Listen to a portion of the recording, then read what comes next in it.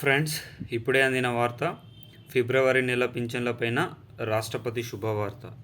ఈరోజు ఈ వీడియోలో దీనికి సంబంధించిన పూర్తి సమగ్రమైన సమాచారం గురించి తెలుసుకుందాం.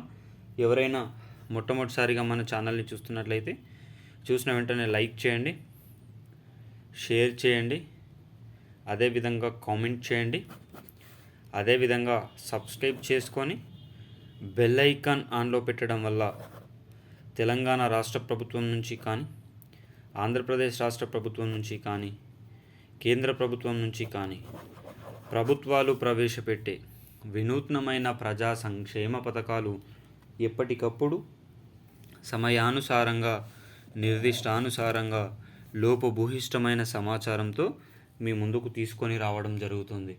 తద్వారా ప్రతి ఒక్కరూ ప్రజా సంక్షేమ పథకంలో భాగం అయ్యే అవకాశం అయితే లేకపోలేదు.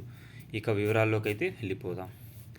తెలంగాణ రాష్ట్ర వ్యాప్తంగా 2016 రూపాయలు, 4016 రూపాయల కోసం వేచి చూస్తున్న ఆసరా పెన్షన్ వాహులకు శుభవార్తగానే చెప్పుకోవచ్చు.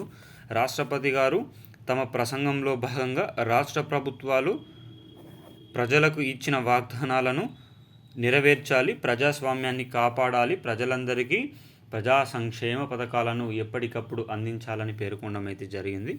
తద్వారా రాష్ట్ర ప్రభుత్వం అనేది ఆసరా పెన్షన్లపైన మొగ్గు చూపుతున్నట్లు సమాచారం. 2016, 4016 రూపాయల పెన్షన్లు ఈ ఫిబ్రవరి నెల పెన్షన్లు 2 లేదా 3 రోజులలో వచ్చే అవకాశం ఉన్నట్లు కూడా తెలుస్తుంది.